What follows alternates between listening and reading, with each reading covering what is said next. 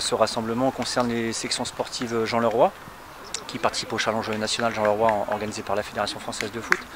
On souhaite depuis maintenant quelques années les rassembler en début de saison, généralement fin septembre, début octobre, après la rentrée, pour pouvoir les confronter, s'évaluer, qui se rencontrent aussi les uns les autres, parce que c'est aussi des joueurs qui se rencontrent dans les championnats régionaux ou nationaux le week-end, et puis permettre aussi aux éducateurs de faire une revue d'effectifs avant de faire les choix pour cette compétition. Pour les Jean Leroy en particulier, il y a un cahier des charges qui se rapproche peut-être de celui d'un centre de formation, même si ça ne l'est pas, et justement on accompagne les clubs qui aujourd'hui n'ont pas de centre de formation pour proposer des normes de pratique et d'entraînement plus importantes, avec 4 séances par semaine, avec des DES en coach, et puis aussi un suivi médical important pour que les enfants qui évoluent dans ces compétitions-là puissent avoir des normes pour qu'ils progressent et ensuite soit accéder au niveau sur les catégories seniors, soit enrichissent le niveau régional de notre ligue.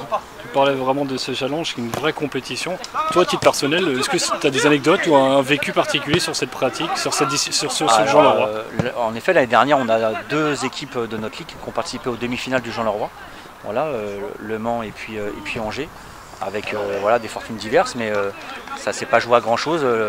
Là on a la chance cette année sur les 4 groupes de Jean Leroy d'être tête de série, ce qui nous permettra de recevoir 2 fois sur les 3 rencontres du premier tour. Et si jamais on finit premier de chaque groupe, on aura l'occasion de pouvoir recevoir sur les quarts, et si on se qualifie pour les demi, également pour les demi. Donc le fait des têtes de série pour les collègues aussi, parce que ça fait des déplacements assez importants, c'est aussi très intéressant pour eux. Mais des aventures, je suppose, sportives, mais pas que sportives, pour des groupes comme ça qui vivent scolairement ensemble toute l'année, c'est une aventure qui est importante. Alors c'est une aventure humaine et puis qui est partagée aussi par le côté scolaire, puisqu'aujourd'hui on a les professeurs référents de PS qui sont présents, avec qui on a partagé la journée également. Donc voilà, les sections sportives, c'est tenu et c'est tenu par les sections sportives, par les établissements scolaires, prioritairement, affiliés soit à la Ligue ou alors à des clubs supports.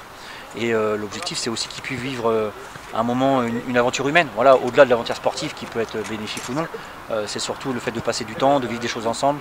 Et nous, on retrouve plein de joueurs aujourd'hui au niveau régional, voire même dans les formations, qui ont vécu ce Jean Leroy, notamment plutôt des anciens sur le stade Lavallois, avec la section Ambroise Paré, qui se retrouvent aujourd'hui et qui se rappellent encore ces souvenirs-là.